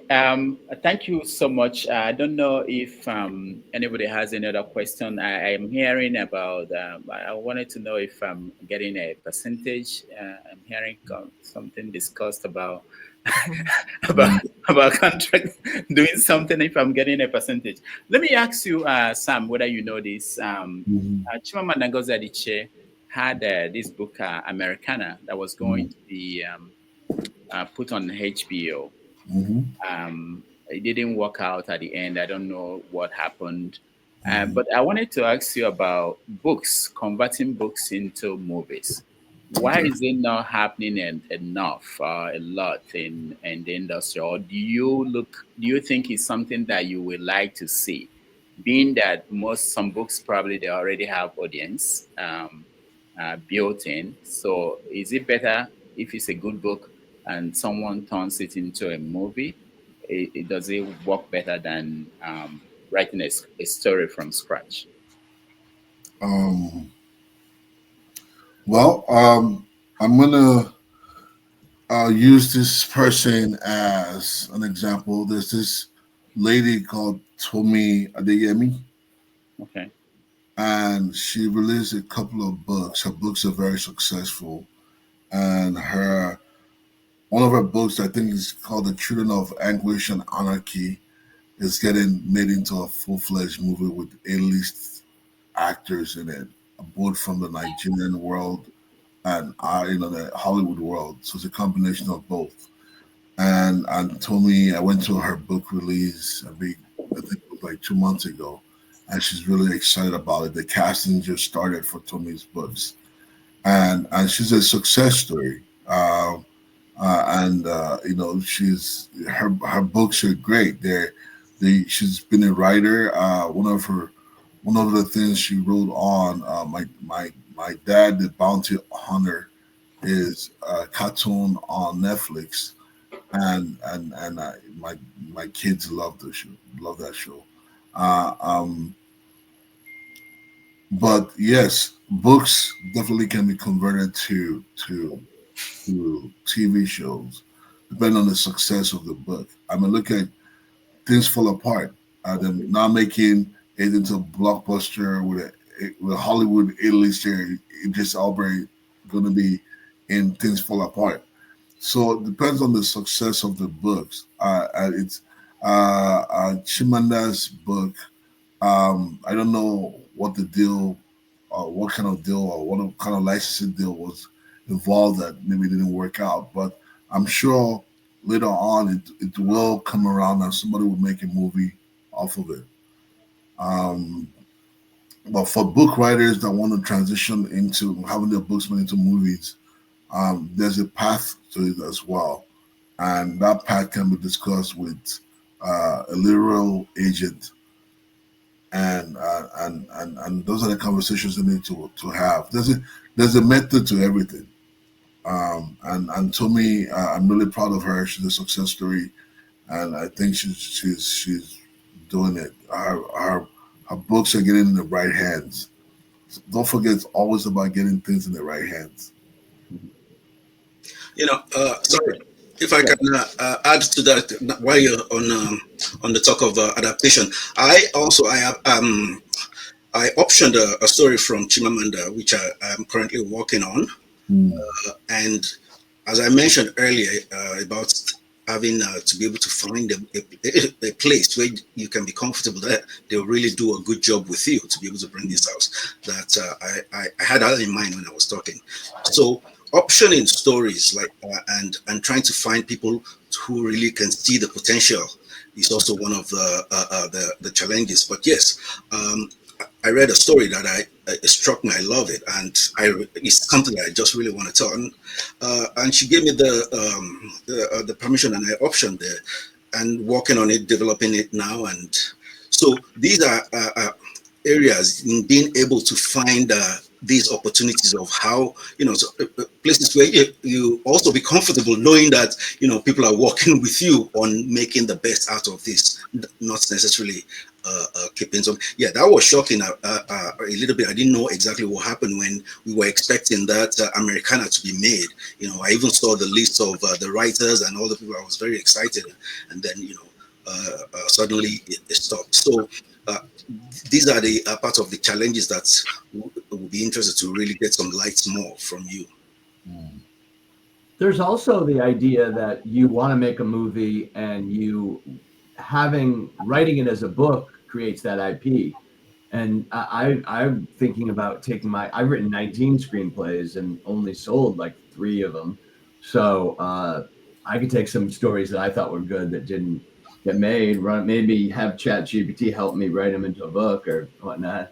But yeah, I mean, that's a plus, that you have this physical thing that could show the marketplace or show producers or show resources that people are liking it. So that's super helpful. But I think there's a lot of books a lot of movies are coming from source material of short stories or books. I don't know. I think it's a good move for sure. We love it. Yeah, I mean, and it is a story that, yes, it's very well accepted. People love it. People still read it, or even in American schools today, colleges, high schools, they're reading this story, and so it makes it such that I am looking for companies, places where you'll be able to really see all these potentials and be able to develop something worthwhile. So, the market loves IP. It loves source material. There's a big movie coming out called Minecraft from a video game. Like, love the idea of like, oh, there's a little bit of notoriety from this because people love the book, or people love the game, people love whatever it is, the doll. Even my son has never read that before, but he heard about it and he's been troubling me. Let's go Minecraft. It works. Yes, I mean, so like I was saying, studio movies are hard to make, and I remember one time we had casting for this movie that was getting made. I'm not going to mention the name. And we had, the movie was greenlit, and there were a lot of attachment, like these famous Nigerian writers here in Hollywood were attached to it. The famous director in Hollywood was attached to it, and that movie they were being shot in South Africa, and for some reason, the day of last day of shooting, they decided they wanted to scrap the movie. Last day of shooting. And mind you, they've been in South Africa for 2 months shooting this film. Last day that everyone was like, oh, thank God we finished. That's a studio movie for you. But if it was independently made, that's a whole different thing. Yeah, right. Studio do that. We don't. So let me ask you, Sam and Mike, what about animation? There are not a lot of African stories in animation, and I thought that would have been easier, considering we have a lot of folk tales that could be turned into animations. What is going on? Why is that not developed?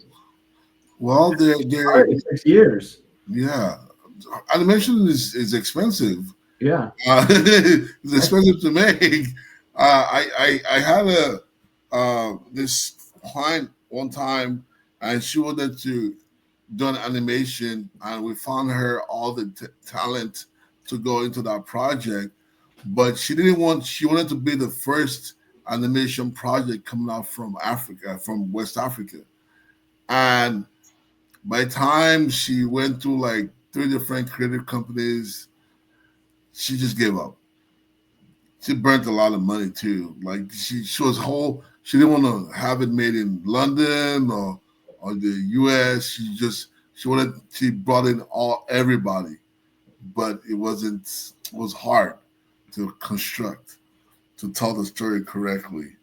And she still I won't say she gave up, but it's she's still working on it. But it's been the project was supposed to take 2 months. Now it's been over a year and six months now. And animation is a whole different enchilada. It takes years.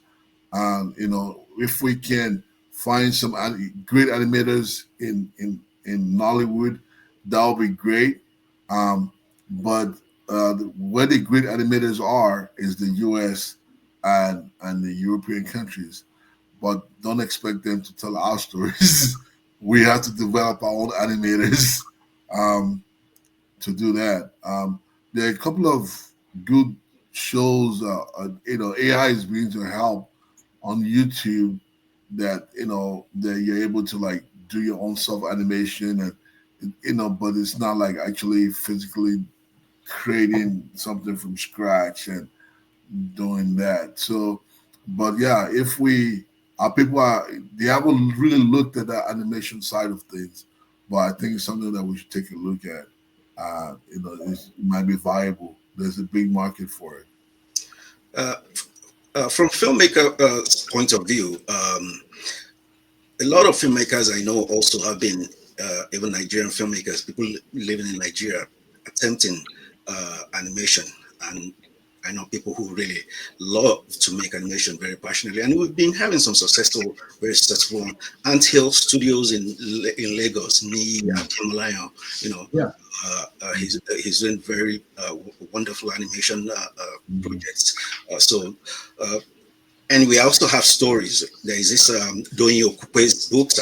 I'm sure you can see on there are a lot of Nigerians, people all over the world are actually also reading these things that potential for, So I think that is also growing. And like you said, it's something that people need to invest time and money into. And step on Lagos right now. I'm telling you, you can pull up together. There are hundreds of people who are really into animation that they are at this very starting point. There's spoof animation, right? That's in Nigeria, right?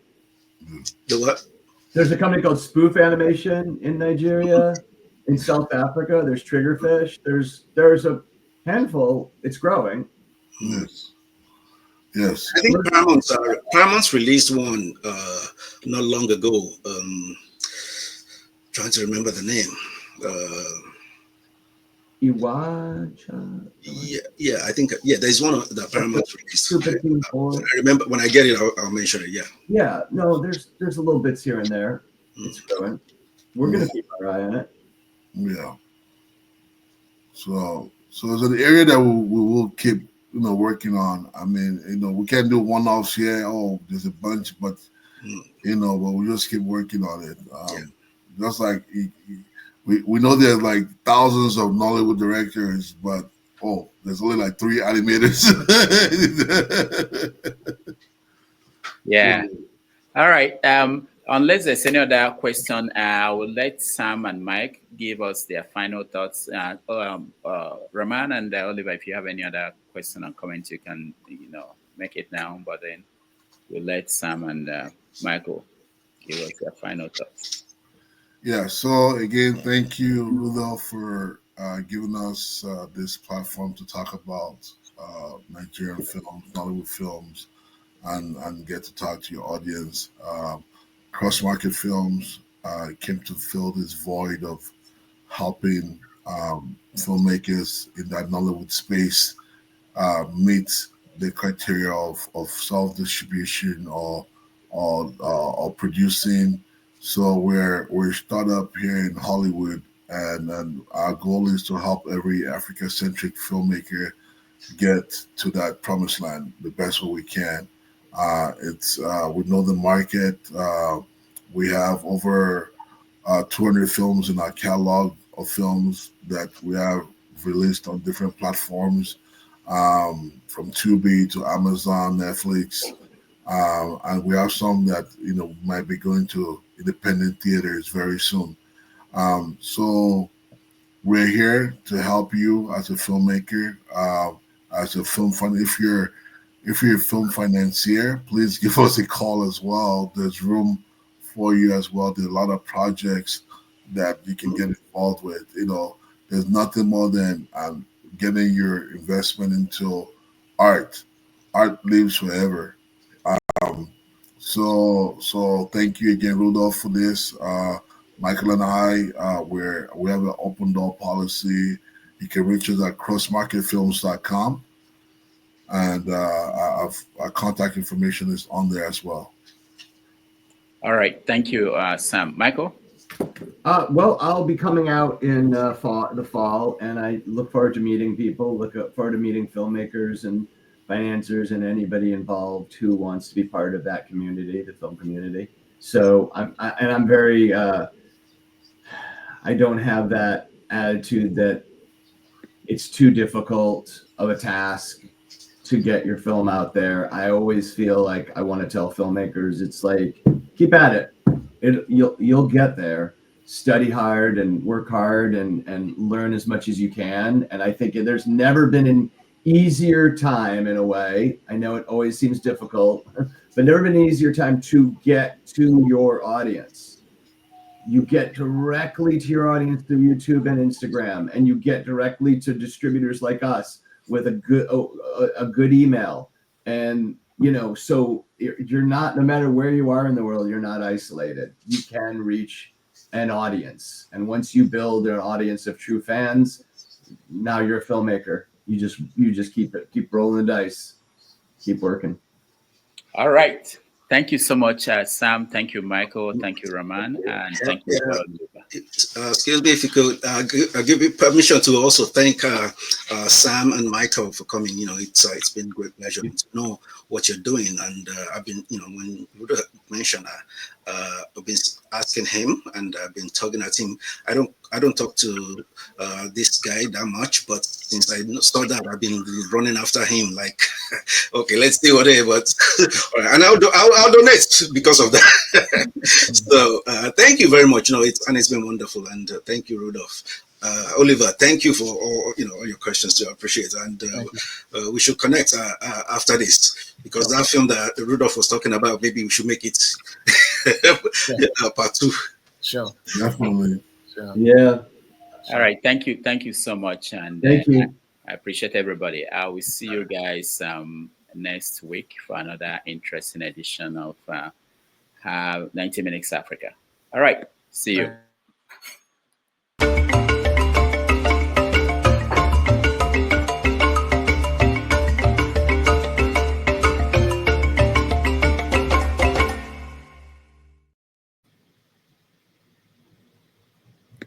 Bigger All right. fish.